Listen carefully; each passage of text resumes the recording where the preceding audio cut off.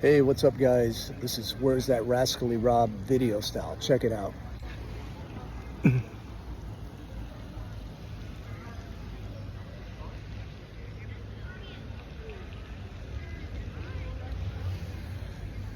you guess?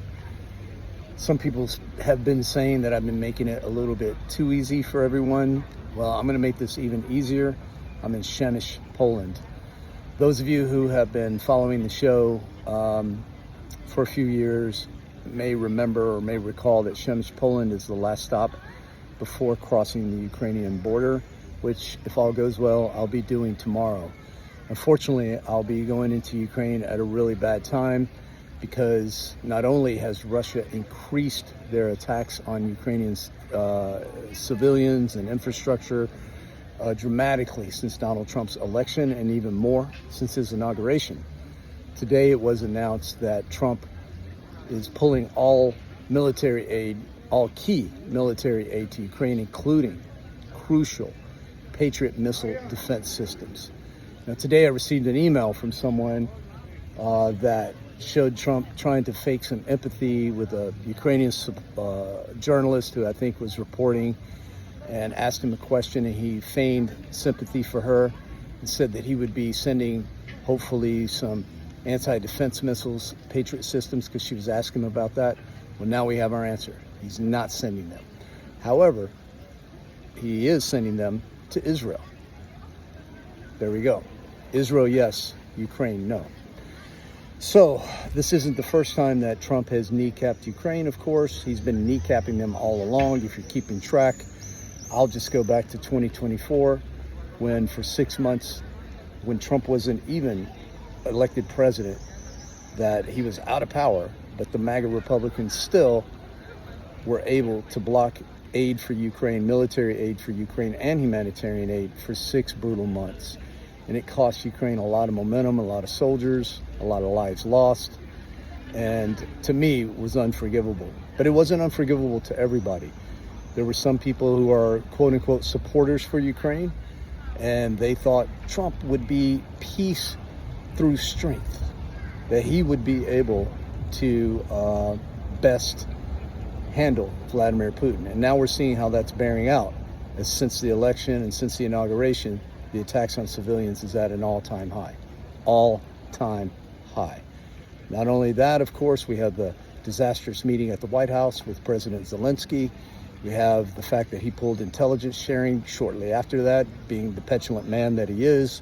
We have the fact that at the United Nations, that the United States embarrassed themselves by pulling back from calling some of Russia's acts war crimes.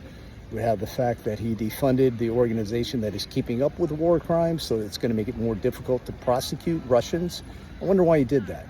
We have the fact that he defunded the organization that is keeping up with the 20 to 30,000 Ukrainian children that have been kidnapped by Russia. So it's going to make it more difficult for those children to get back to their families. He obviously has defunded U.S. aid, which has affected humanitarian aid across the entire planet, but especially in a war-torn country like Ukraine. It was especially crucial and has just killed humanitarian efforts.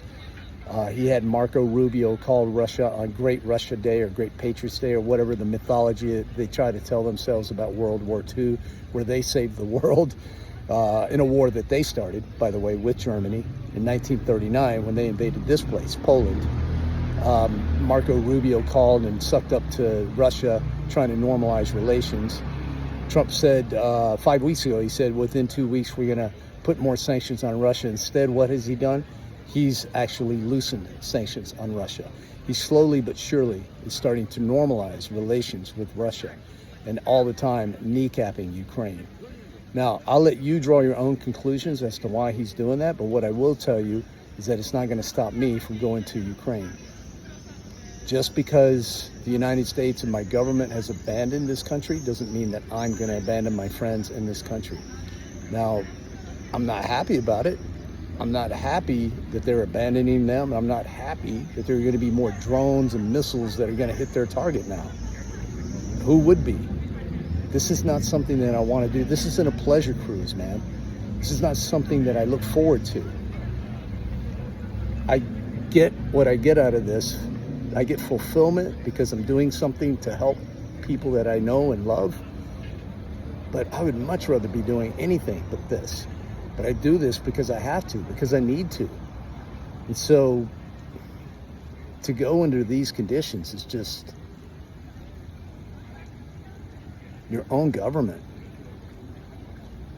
It's just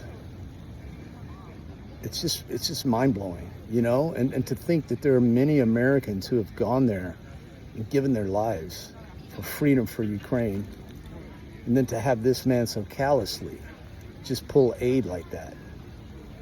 It's really inexplicable. But I'm gonna go. And I'm gonna do everything I can to stay safe, as all Ukrainians do when they're there. Chances are I'll be okay. I'm banking on that. It's a, odds kind of thing. Wrong place, wrong time, hopefully not. But if something were to happen to me, I want you to know it wouldn't just be on Vladimir Putin's hands or Russia's hands. It would also be on Donald Trump's hands and every person who supports him. And that won't bother some people. And that should bother everyone else. Because too many people are glorifying human suffering. And too many people who think they're good people are reveling in the suffering of others rather than trying to alleviate it. And yet they call themselves good people. Well, I'm going to go to Ukraine. I'm going to try to alleviate a little suffering and do what I can. And I know that many of you guys are doing that as well, especially you guys that are watching this, because you donated, you supported, you made this happen. So the reality is that our government is not a friend of Ukraine. It seems to be a friend of Russia. And it's just looking like that's just it. Those are the bald facts. I hope I have to eat my words. And if I do, I'll get on here and apologize, and I'll do it gladly because I would love to be wrong about that.